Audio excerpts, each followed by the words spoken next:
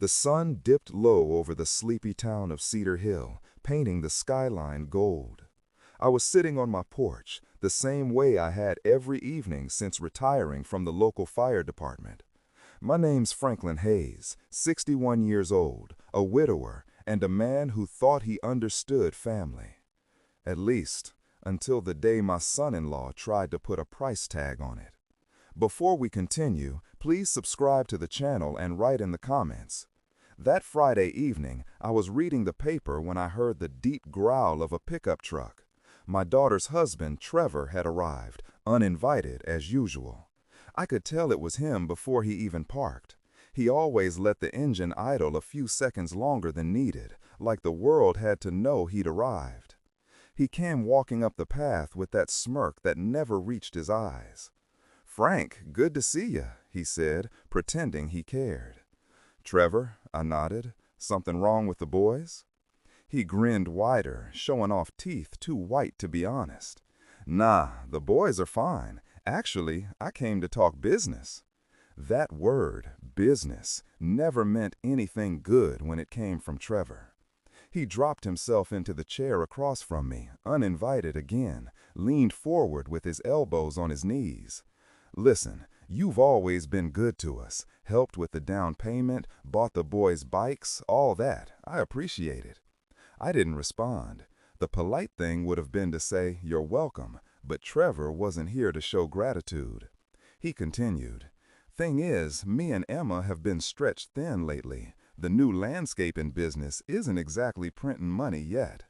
There it was, the setup. "So," he went on, lowering his voice like we were co-conspirators, "if you still want to see your grandkids as often as you do, I was thinking maybe you could pitch in for that time." I blinked. "I could what?" He chuckled. "Come on, Frank, you're retired. You've got time, money, and not much else going on. Every time the boys come stay with you, that's a full weekend off for me and Emma. You're helping us out, so, you know." He paused, smirking again. "1,000 a weekend seems fair." The porch went dead silent, except for the cicadas humming in the distance. I stared at him, searching his face for a hint of irony. There wasn't any. "You're saying," I said slowly, "that you'll let me spend time with my grandsons if I pay you for it?" Trevor shrugged. "Don't think of it like that. Think of it like a contribution. You've got money just sitting there. You'd be supporting family." My hands tightened around my coffee mug. Supporting family. That was the same line he'd used when I paid off their car loan last year, the same one when I co-signed their mortgage. Now, he wanted to sell my grandson's affection like it was part of a weekend rental plan. I smiled. Not a warm smile, just the kind that said, "You've made a mistake, son." "All right," I said finally. "If that's how you want to handle things, I'll think about it." He grinned, triumphant. "Knew you'd see reason. I'll swing by tomorrow, same time, to pick up the cash. Appreciate it, Frank." He stood up, slapped the porch rail like it belonged to him, and walked off whistling. When the sound of his truck faded, I sat back, staring at the horizon. In 30 years of facing burning buildings, I'd seen men do cruel things. But this was different. This was rot inside your own house.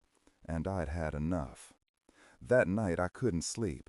I went through old folders in my study, bank receipts, loan papers, and the mountain of temporary help I'd given Trevor over the past 6 years. $5,000 to start his business, $3,000 for a marketing plan, $10,000 when they were about to lose the house. Every single dollar I'd given under the banner of helping family. Family that apparently had turned into a transaction. The worst part? Emma had defended him every time. "Dad, Trevor's just trying. It's hard starting a business. Don't be so harsh." I'd swallowed my pride, written the checks, and told myself I was protecting her. But Trevor wasn't just a leech. He was a strategist, a man who mistook kindness for weakness. That night, as the clock struck midnight, I decided to stop playing defense. If he wanted to make family into business, I'll show him what real business looked like. By sunrise, I'd already made my decision.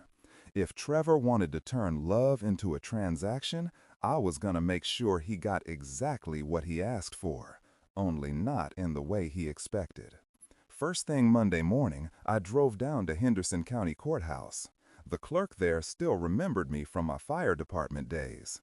"Frank Hayes," she said with a smile. "Haven't seen you around in a while." "Yeah," I said, signing the visitor log. "Looking to check a few old records. Got a family issue I need to clear up." She nodded, typed a few things into her computer, and handed me a folder within minutes. Inside was the original property agreement from 5 years back, the same one I'd helped Emma and Trevor sign when they bought their house. What Trevor didn't know was that when he begged me to co-sign the loan, I'd gone a step further. I'd listed myself as a secured partial owner of the property.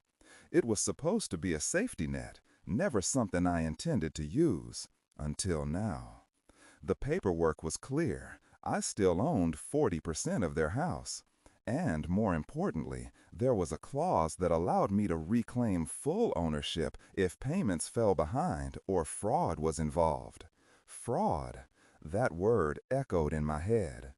Trevor had been pulling cash out of the business account I'd helped fund, supposedly for equipment. But I'd seen the receipts: new golf clubs, fancy dinners, a $3,800 weekend trip to Las Vegas. He wasn't just careless, he was a thief wearing family skin. When I left the courthouse, I wasn't angry anymore. I was focused. That afternoon, I called my old friend Martha Briggs, an estate attorney who'd handled more than a few nasty family cases. "Martha," I said, "you ever help someone reclaim property from a fool who thinks he's clever?" Her chuckle came through the phone. "If I had $1 for every time I did, I'd be the one charging people for seeing their grandkids. What's going on, Frank?" I told her everything, every payment, every lie, every manipulation. She listened quietly, then said, "You kept the documents?" "Every one." "Good. Then this isn't personal anymore. It's legal." That was exactly what I wanted to hear. We met the next morning in her office downtown. Martha flipped through my folder like a surgeon studying x-rays. "You've got everything," she said finally. "Receipts, dates, bank transfers, even texts confirming he'd pay you back. He's cooked." She slid a paper across the desk. "This is a notice of default. You file this and the house becomes your leverage. You can reclaim it, sell it, or make him wish he'd never tested you." I signed it, slowly, carefully, like a man sealing a promise. That Friday, Trevor showed up again, right on schedule, wearing a cheap smile and a $400 jacket he couldn't afford. "Frank, my man, got that cash ready?" I stood, calm as a lake before a storm, and handed him an envelope. He grinned, snatched it, and started tearing it open like a kid on Christmas morning. But when he saw what was inside, his face froze. It wasn't cash. It was a legal notice, stamped, notarized, and official. "What the hell is this?" he snapped. I met his eyes, voice steady. "That's your invoice, Trevor. You said spending time with my grandsons was a business deal. Well, consider this my part of the business." He flipped through the pages, reading the bold header aloud. "Notice of default. Property subject to repossession pending payment of $86,000 in outstanding balance." His voice broke off. "You can't do this. This is our home." "Actually," I said quietly, "it's my home. You never finished paying your share. I just never collected. Until now." He stared at me, pale and furious. "You're bluffing." "Read the second page," I said. "It's notarized and filed this morning. You've got 30 days. The silence that followed was heavy, the kind that only comes right before something big breaks. Then Trevor threw the papers on the ground. "You think this scares me? I'll talk to Emma. She won't let this happen." I leaned in slightly. Then maybe she should see what kind of husband puts a price tag on her father's love. He went red. "You stay away from my wife, old man." I smiled, slow, deliberate. I'm not the one who should be worried about losing her. He stormed off, shouting something about lawyers and lawsuits. I didn't bother answering. I'd seen that kind of rage before. The kind that comes from realizing the fire's already started and you're standing in gasoline. The next few weeks were quiet on the surface, but underneath I could feel the tension tightening like a coiled spring. Emma stopped answering my calls. The boys didn't visit, and every time I drove past their house, the curtains were closed. Then, 2 weeks later, I got a letter in the mail. A lawsuit. Trevor was suing me, claiming the house had been a gift. I laughed out loud when I read it. The kind of laugh that comes not from humor, but from disbelief at how deep stupidity can go. I called Martha again. "He's calling it a gift now." She snorted. "Then let's show the court how generous you've been. Bring every receipt you've ever kept. We'll see how much of a gift he thinks this is when a judge gets involved." The hearing was set for the first week of May. The morning of the trial, I put on my best suit, the one I'd worn to Emma's wedding. Back then, I thought Trevor was just a little rough around the edges. Now I knew he was the edge itself, sharp, greedy, and dangerous to anyone who touched him. Inside the courthouse, the air smelled of old paper and cheap cologne. Trevor sat across the aisle with a lawyer half his age and half as smart. Emma sat beside him, eyes down, shoulders tight. She looked smaller than I remembered. When the judge asked for my opening statement, Martha stood, calm, poised. "Your Honor," she began, "this case is simple. My client, Mr. Hayes, provided financial assistance totaling $86,000 to the defendants. In exchange, a secured partial ownership of their home was recorded. There is no evidence of any gift. Every transaction is documented, every signature verified. The defendants simply never paid their debt." Trevor's lawyer tried to argue, waving his hands and shouting about family understanding, but the judge cut him off. "Do you have any documentation proving this was a gift?" The lawyer hesitated. "No, Your Honor, but—" "Then this isn't a family misunderstanding," the judge said. "It's a breach of contract." 10 minutes later, the ruling came down. Judgment in favor of Mr. Hayes. Trevor and Emma had 30 days to vacate the property or repay the debt in full. When the gavel hit, Trevor slammed his chair back and stood, shaking with rage. "This isn't over, old man," he shouted as the bailiff stepped closer. "No," I said quietly, "it's not, but your free ride is." That night, I drove home under a sky full of lightning, the kind that rolls before a storm. But for the first time in months, I felt peace. I'd taken back what was mine, not just the money, but my dignity. Still, I knew the story wasn't finished, because revenge, when it comes to family, doesn't end with a court ruling. It ends when the truth finally burns through the lies, and that part was coming next. It's funny how quickly a man who thinks he controls everything can lose it all. For Trevor, it started slow, barely noticeable cracks that spread faster than he could patch them.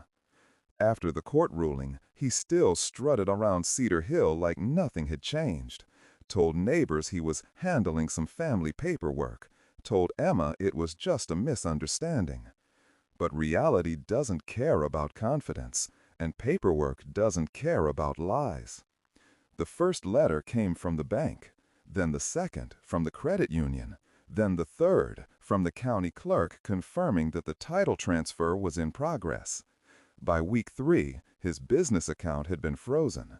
By week 4, clients stopped calling. And by the end of the month, Trevor Morrison was a man with no property, no income, and no plan. I didn't celebrate. Revenge doesn't always look like fireworks. Sometimes it's just silence where noise used to be. But I did keep watch. I drove past the house one last time before the eviction notice took effect. The yard I'd once helped mow was overgrown, the windows dark, the for sale sign half buried in weeds. I parked across the street, engine off, just watching. Then I saw them, my grandsons, running out the front door, chasing each other with plastic swords. Their laughter was the same as it had always been, pure, uncorrupted.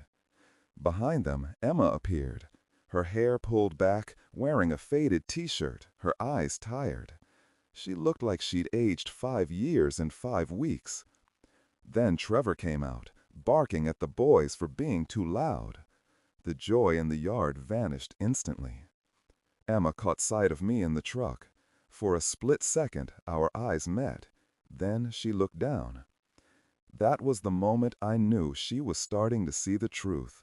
Not just who Trevor was, but what he'd done to her family.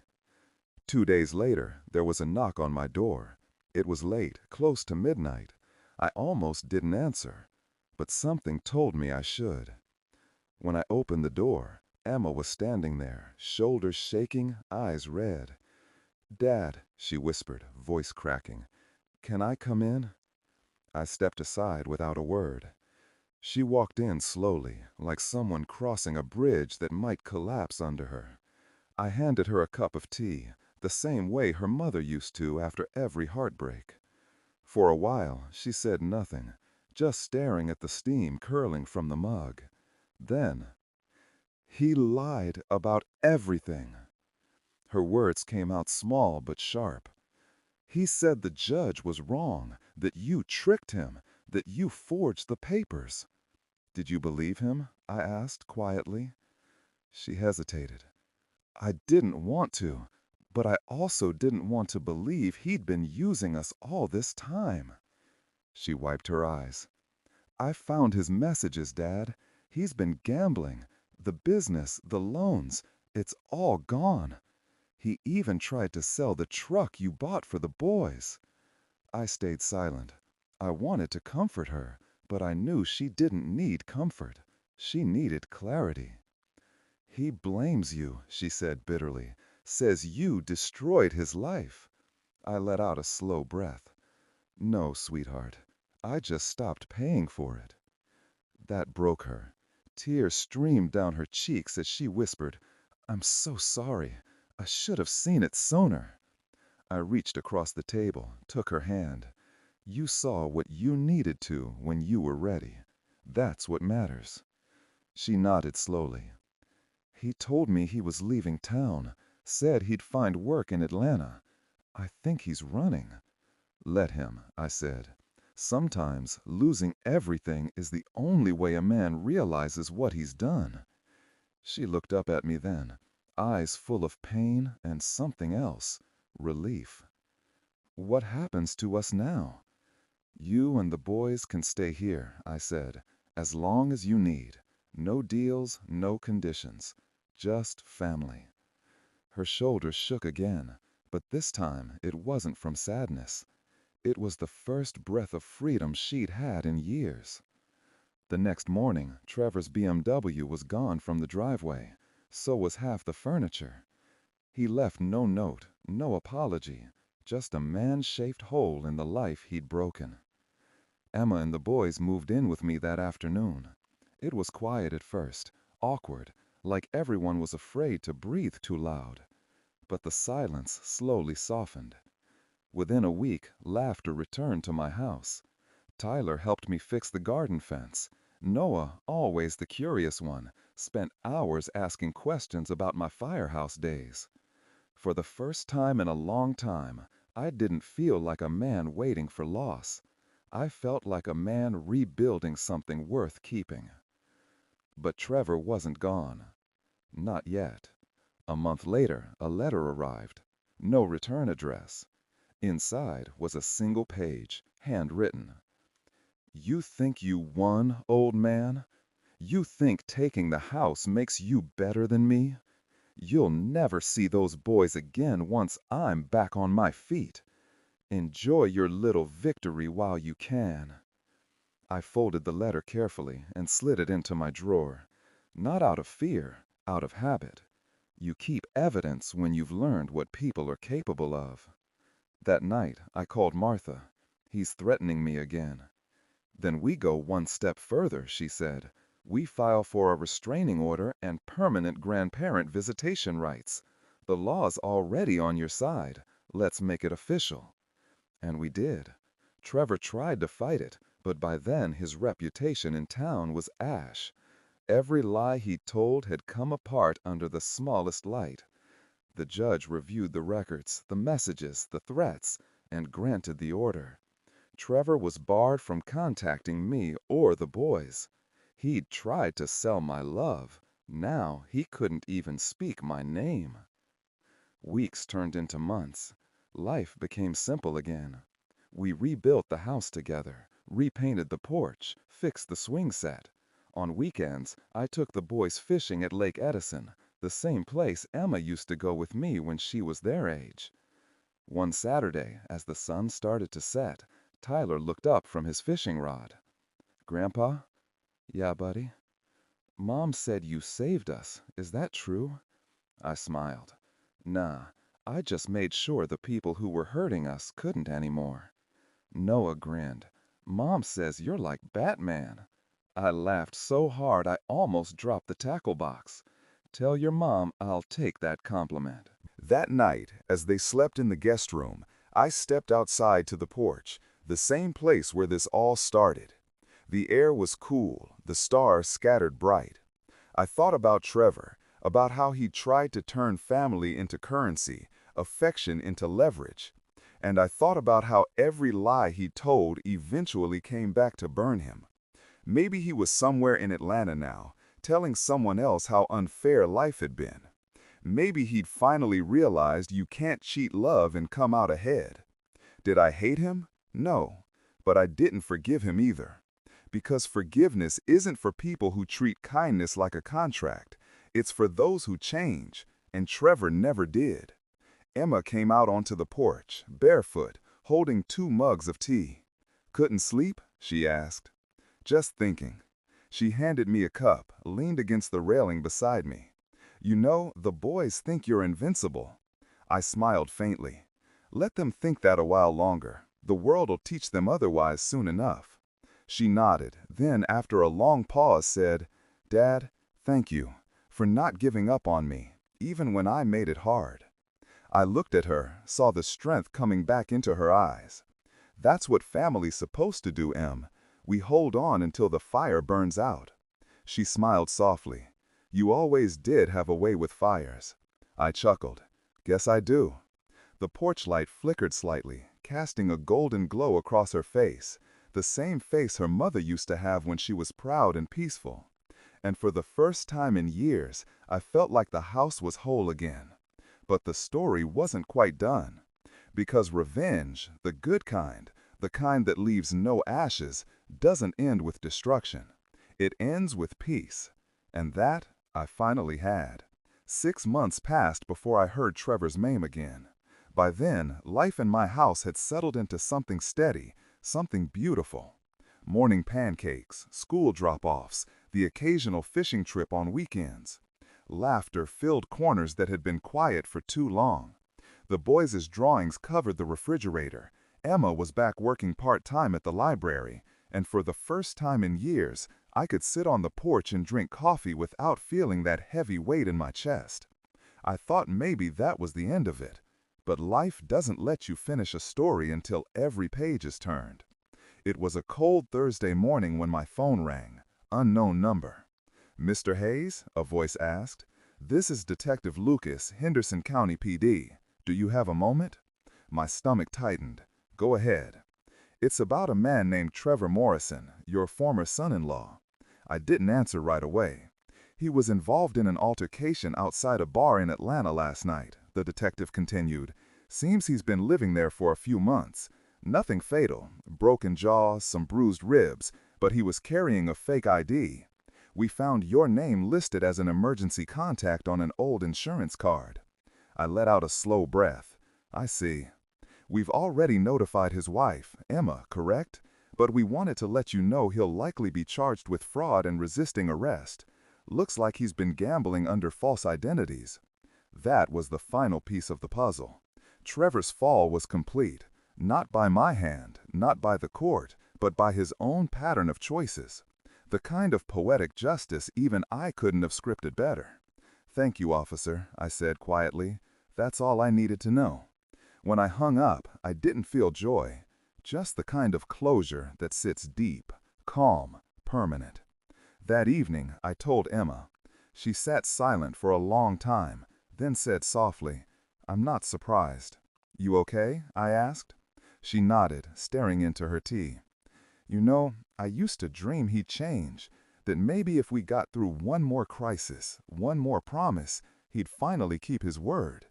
But I see it now. He never wanted to build anything. He only wanted to take." She looked up, her eyes tired but clear. "I think I can finally breathe again." "That's all I ever wanted for you," I said. She smiled weakly. "I know. And now, maybe I can start over. For real this time." The next few weeks felt like a sunrise after a long storm. Emma started volunteering at the local school, helping kids with reading. Noah joined the baseball team. Tyler got obsessed with building model airplanes, just like I had at his age. Every piece of the house began to carry life again. Fresh paint, warm laughter, even the old swing on the porch finally stopped creaking like it was haunted. But I wasn't done building, not yet. One Saturday, I drove the boys out to the property on Willow Creek Road. It was 10 acres of open field and forest, with a small pond at the back. They jumped out of the truck before I even turned off the ignition. "Grandpa, is this a park?" Noah asked, running ahead. "Not exactly," I said, smiling. "It's ours." They both froze. "Ours?" Tyler blinked. "Like a family place?" "Exactly. I sold the old Maple Street house after the court settlement. Used the money to buy this. We're going to build something new here, together." The boys shouted in excitement, running through the grass, their laughter echoing across the open space. Emma walked beside me, quiet but smiling. "You really think we can make it work?" "Of course we can," I said. "You can build anything if you start with honesty." She looked at me, eyes soft. "You really never wanted revenge, did you?" I shook my head. "No, I just wanted peace. But sometimes peace has to come through justice." She nodded slowly, understanding. Over the following months, we built that place with our own hands. The local contractor owed me a favor from my fire department days, so he helped frame the cabin. The boys painted the porch railings bright blue. Messy, uneven, perfect. By fall, the cabin stood solid and warm, overlooking the pond. We called it Hayes Haven. Not a mansion, not a monument, just a safe place where love didn't have a price. One evening, as the sun sank low over the new porch, Tyler came running out holding a school paper. "Grandpa, look what I wrote for my essay." He handed it to me. The title said, "A hero isn't someone who saves the world, it's someone who saves you." The essay talked about how his grandpa taught him to fish, how his mom learned to smile again, and how their new home was built on love and second chances. I didn't make it halfway through before my eyes blurred. Emma stepped behind me, resting a hand on my shoulder. "He wrote it all himself," she said. "Didn't even want me to read it first." I smiled through the tears. Guess he's got good instincts. That night, after they'd all gone to bed, I sat outside alone. The air smelled of pine and wood smoke. The stars stretched wide over the quiet land. For the first time since my wife passed, I talked to her out loud. "Lydia," I said softly, "you'd be proud of her, of them, of how they came through it." I could almost hear her laugh in the wind, gentle, knowing. "You did what you always do, Frank. You ran into the fire and pulled them out." I smiled. "Yeah, guess some things never change."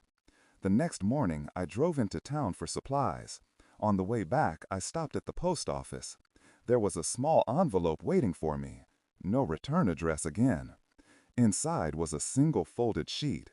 The handwriting was shaky, rushed. It was from Trevor. "Frank, I'm not asking for forgiveness. I've lost everything I tried to take from you. I'm getting help now. For the gambling, for the anger. You were right about everything. Tell Emma I'm sorry. Tell the boys, maybe one day I'll be better. Trevor. I sat there for a long time, the letter resting in my hands. For the first time, there wasn't anger in his words, just a man facing the wreckage he'd made. I folded the paper, slid it into the glove compartment, and drove home. When I got there, Noah and Tyler were waiting by the pond with their fishing poles. Emma stood behind them, waving. The smell of dinner drifted through the air, cornbread and stew, their favorite. And as I watched them, laughing in the light of the setting sun, I realized something. Revenge had never been about punishing Trevor. It was about protecting the people I loved from a man who mistook kindness for weakness. It was about teaching my daughter that love isn't obedience, it's safety. That a father's job doesn't end when their kids grow up. And that sometimes the strongest thing you can do isn't to fight harder. It's to stop enabling someone else's fire before it burns everything you built. That night, we sat on the porch watching the stars reflect off the pond. Tyler leaned against me, half asleep. Noah was tracing constellations with his finger. Emma looked over and said quietly, "You know, Mom would have loved this." "She would have," I said. "She always wanted a place like this." "She'd be proud of you, Dad."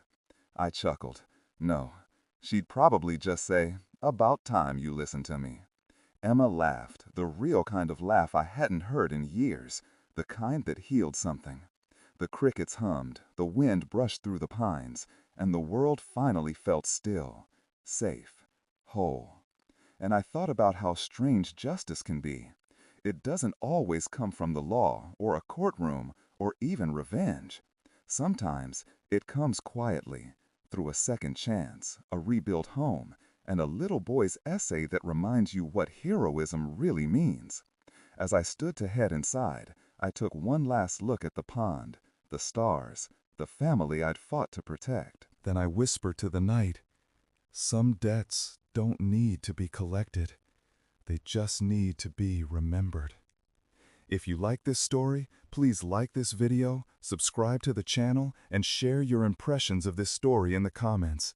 To listen to the next story, click on the box on the left. Thank you for watching.